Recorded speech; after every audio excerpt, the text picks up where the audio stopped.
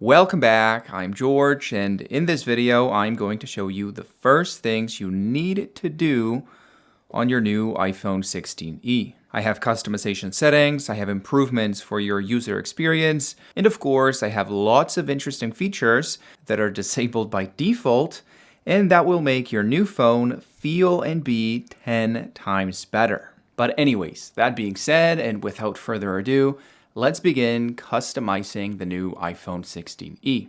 The first thing I believe you should do is to come to the settings, then swipe down to the battery subsection and enable the battery percentage, which for some odd reason comes disabled by default. If you turn it on, as you can see at the top right, you'll be able to see the percentage you have left on your phone, which I think is essential to be able to use your phone and know when to charge it. Now, a little bit below, we have the low power mode, which unfortunately is not customizable. It is a set of settings that are going to change automatically, so the battery lasts a little bit longer at the expense of some features on the phone. A little bit below, we have the battery health section, which I think is very important to check out as soon as you get the phone, because it is going to indicate how much the phone has been used before you got it. Ideally, it should say 0 cycle count, meaning it has never gone through a charging cycle, and it should say that the maximum capacity is at 100%, unless, of course, you bought the phone second-handed, which in that case, it will show the usage from the previous owner. Now, that being said, and back here on the battery menu, the one thing that Apple lets you customize are the charging settings. If we tap right here on charging, we will get the option to set a charging limit from 80% all the way to 100%, meaning if we set it to, say, 95%, the phone will never charge beyond that number, which on paper means that the battery is not going to go through as much stress, and therefore it is going to last for longer. But I don't think this is necessary, especially on the iPhone 16e, which has really, really good battery life. Now, what I do recommend you turn on is optimized battery charging, which essentially blocks the power brick from charging once the phone hits 100%, which makes the battery on the phone get less warm, and therefore it preserves its health for a little bit longer. Now, that being said, and back here to the main settings page, something a lot of people don't know is that the battery settings is not the only place where you can customize the battery life on your phone.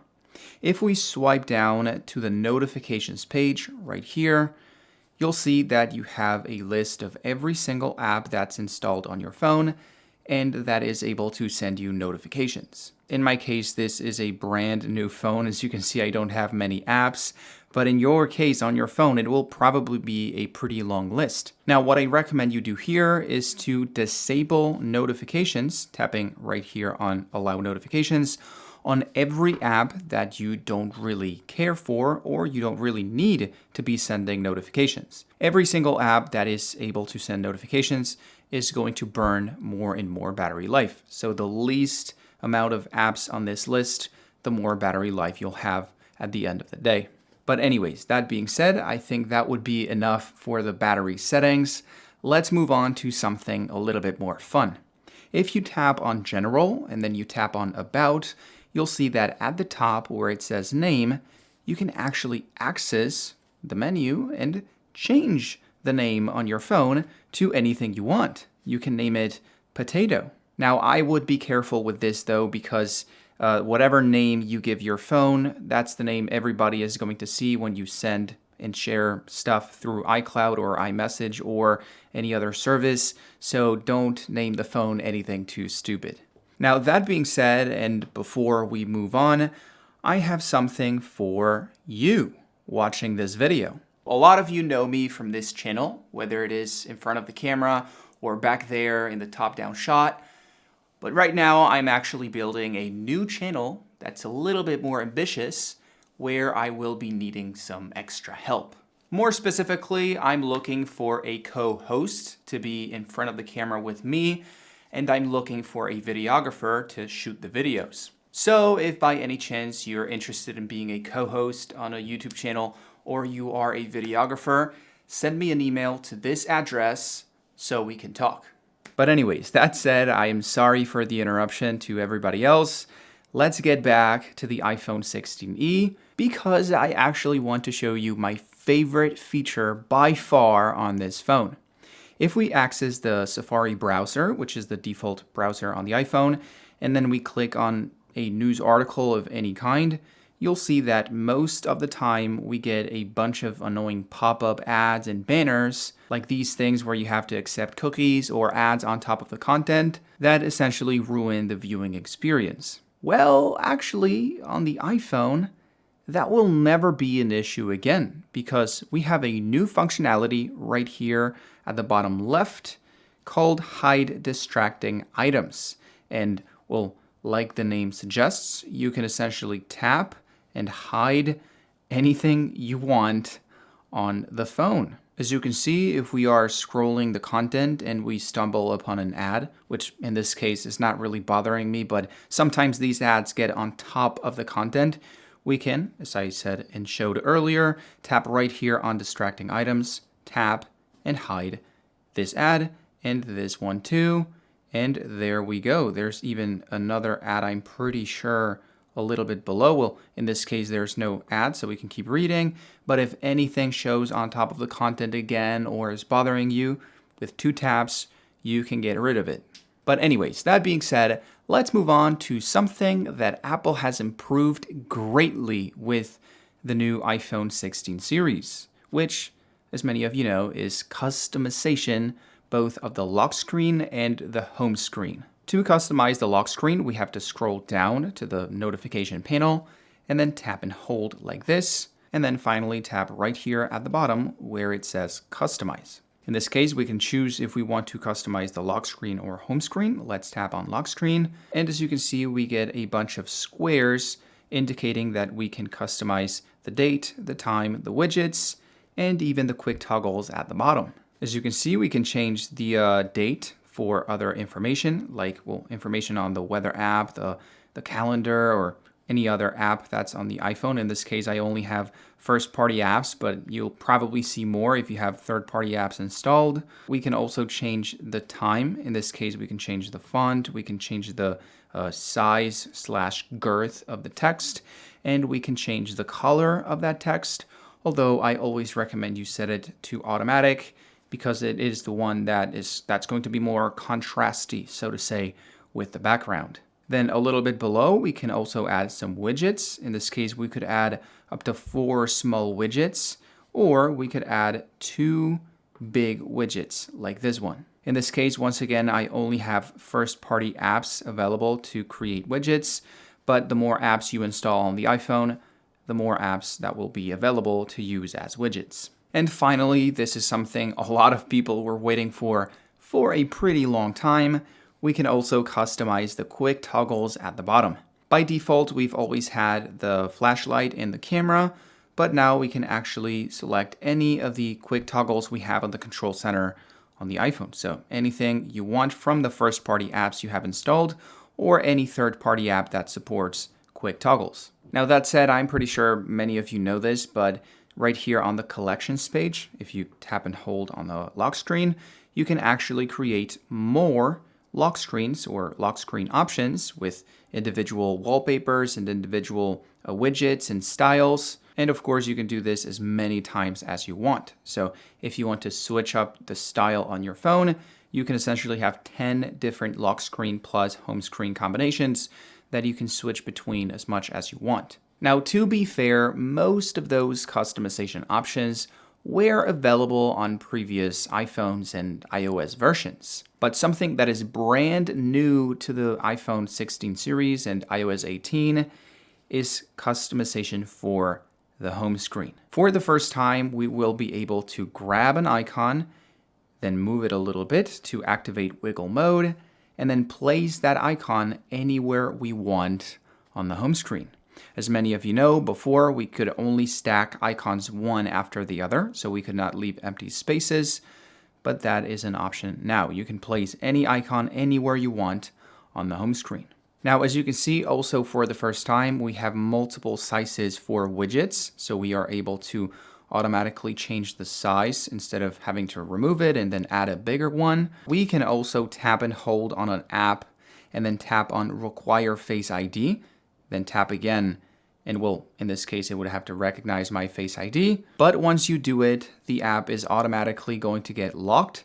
So only if you have Face ID or your face, you can unlock the app, which is incredibly useful if you have to lend your phone to other people or your kids and you don't want them getting into certain apps.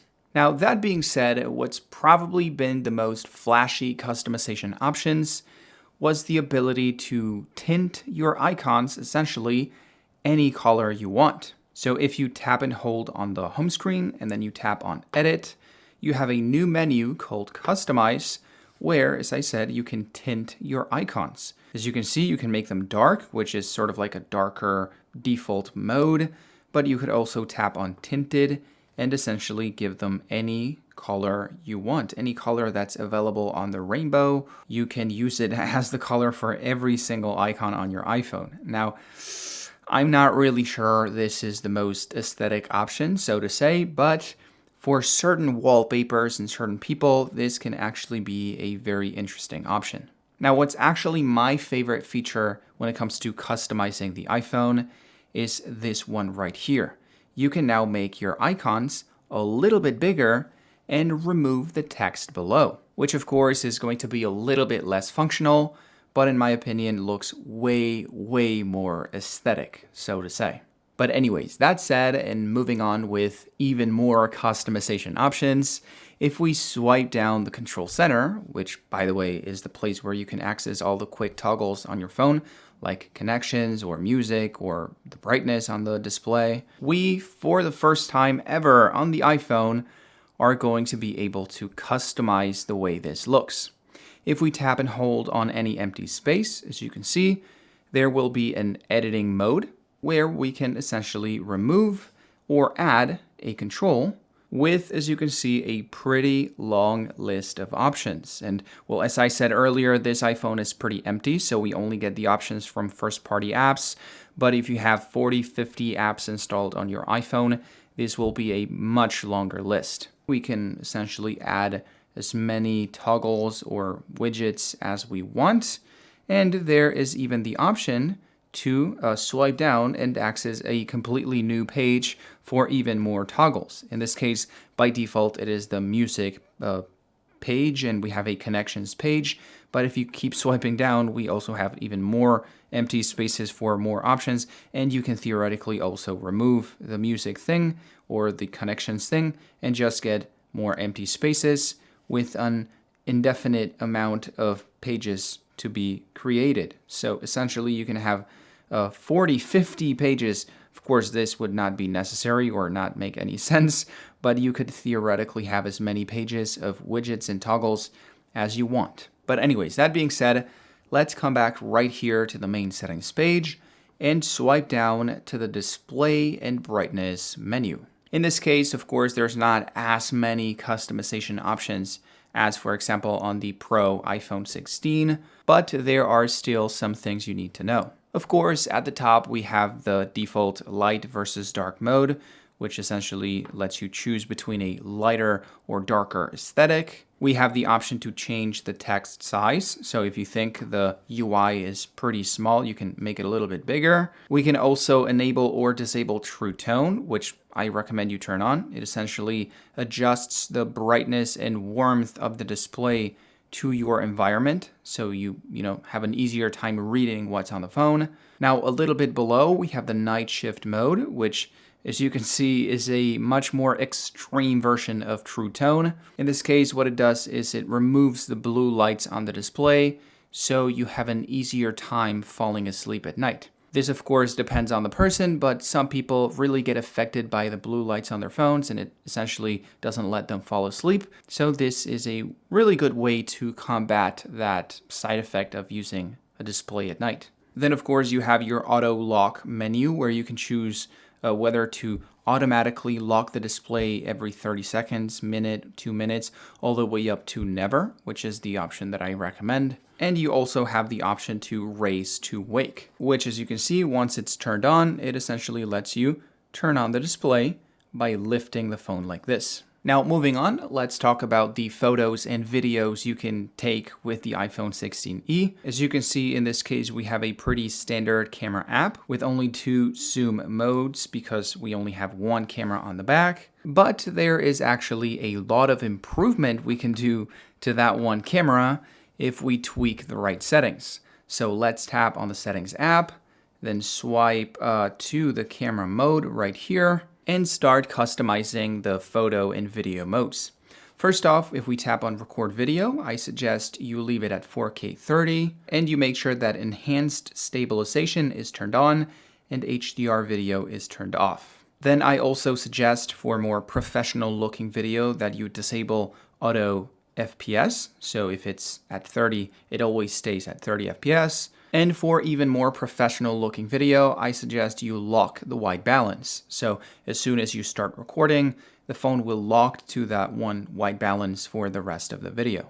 Now for slow-mo video recording, I suggest you leave it at 1080p 240 FPS. For sound, I heavily recommend you switch from spatial audio to mono. This is going to give you better results if you're trying to get good audio quality. Essentially, this spatial audio feature captures the audio from different microphones and does AI effects to make it more believable, so to say, more involving. But in terms of raw audio quality, the best results are going to come from mono. Then right here, if we tap on Formats, I suggest you tap on Most Compatible for the best quality.